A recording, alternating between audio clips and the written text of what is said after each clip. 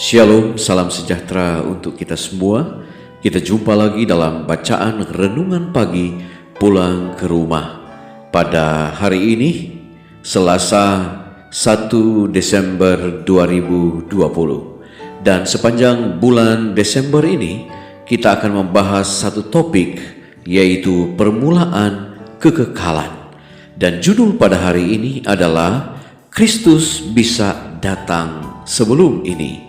Namun sebelum kita lanjut, mari kita berdoa. Bapa di sorga, terima kasih untuk berkat Tuhan. Hari yang baru Engkau telah anugerahkan bagi kami. Ketika kami akan membaca dan merenungkan firman-Mu, Roh Kudus-Mu menuntun kami, dan berfirmanlah karena kami siap mendengar. Dalam nama Yesus kami sudah berdoa. Amin. Ayat tema kita pada hari ini diambil di dalam Kisah Para Rasul pasal pertama ayatnya yang ke-6. Firman Tuhan berkata, Tuhan, maukah Engkau pada masa ini memulihkan kerajaan bagi Israel? Saudara-saudaraku yang kekasih, jikalau semua yang sudah bekerja bersatu dalam pekerjaan pada tahun 1844 menerima pekabaran malaikat yang ketiga dan menyiarkannya dalam kuasa Roh Kudus, maka Tuhan akan bekerja dengan hebat dalam usaha-usaha mereka. Terang yang besar akan dipancarkan ke bumi ini. Bertahun-tahun yang lalu penduduk bumi seharusnya sudah diamarkan. Pekerjaan penutupan sudah diselesaikan dan Kristus sudah datang untuk umatnya. Bukanlah kehendak Allah agar bangsa Israel selama 40 tahun di padang belantara. Ia rindu memimpin mereka langsung ke tanah Kanaan dan menempatkan mereka di sana sebagai umat yang kudus dan berbahagia. Akan tetapi, mereka tidak dapat masuk oleh karena ketidakpercayaan mereka. Ibrani 3 ayat 19. Oleh karena kemurtadan mereka, mereka binasa di padang gurun, dan yang lain dipelihara untuk memasuki tanah perjanjian. Demikian juga bukanlah kehendak Allah menunda kedatangan Kristus itu begitu lama, dan umatnya harus tinggal di dunia yang penuh dosa dan duka cita ini. Tetapi ketidakpercayaanlah yang memisahkan mereka dari Allah, sementara mereka menolak untuk melakukan pekerjaan yang ditugaskan kepada mereka. Yang lain dibangkitkan untuk mengabarkan pekabaran itu. Oleh karena kasih-Nya kepada dunia ini, Yesus menunda kedatangannya agar orang-orang yang berdosa mempunyai kesempatan mendengar amaran dan memperoleh perlindungan padanya sebelum murka Allah dicurahkan ke dunia ini.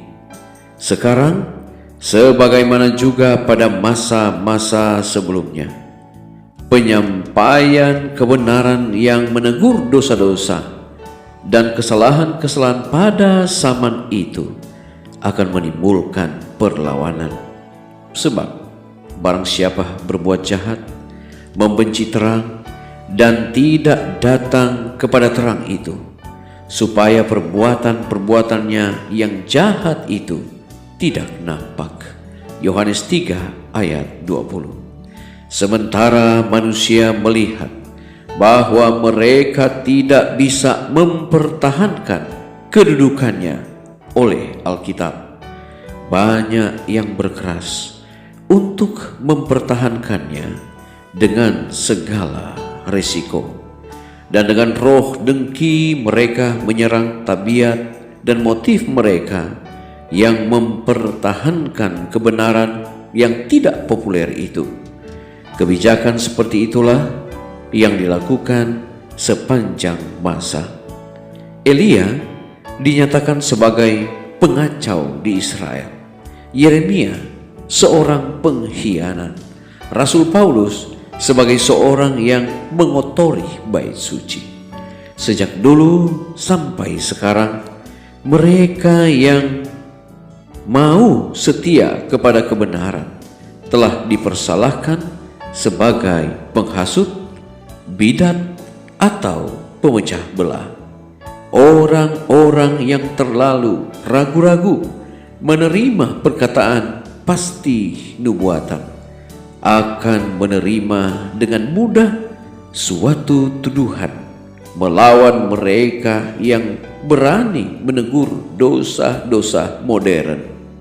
Roh seperti ini akan semakin bertambah, dan Alkitab dengan jelas mengajarkan bahwa waktunya sudah dekat bila mana hukum-hukum negara akan bertentangan dengan hukum Allah, sehingga barang siapa yang akan menuruti semua petunjuk-petunjuk ilahi harus berani ditegur dan dihukum sebagai seorang pelaku kejahatan.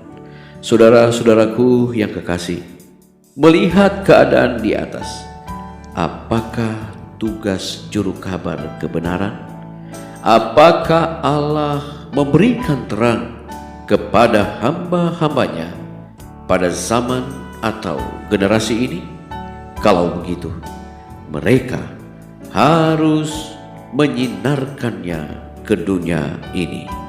Diambil di dalam buku Alfa dan Omega, jilid 8, halaman 478 sampai 480. Mari berdoa. Bapa di surga, kami sungguh bersyukur untuk berkat Tuhan. Kami boleh menikmati hari yang baru, menikmati hari pertama pada bulan Desember ini, menikmati akan sukacita iman oleh karena anugerah Tuhan yang indah yang Tuhan telah berikan bagi kami.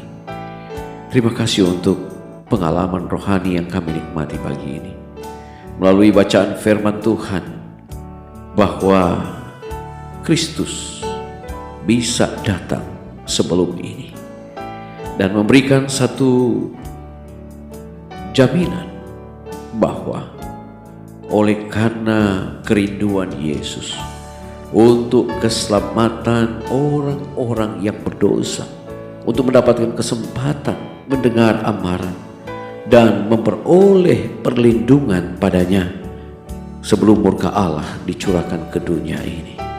Terima kasih Bapa. Terima kasih untuk kesempatan demi kesempatan yang Kau berikan bagi kami dalam keberdosaan kami.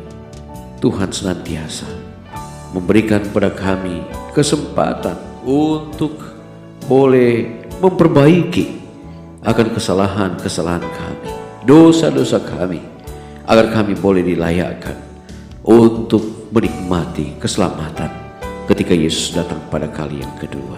Terima kasih Bapa.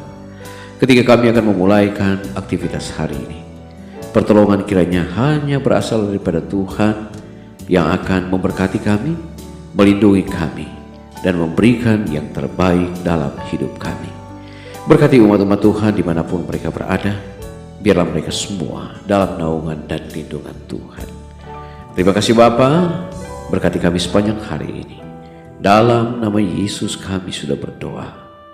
Amin. Puji Tuhan untuk berkat yang kita nikmati pagi ini. Kita akan jumpa lagi pada besok hari. Shalom, Tuhan memberkati.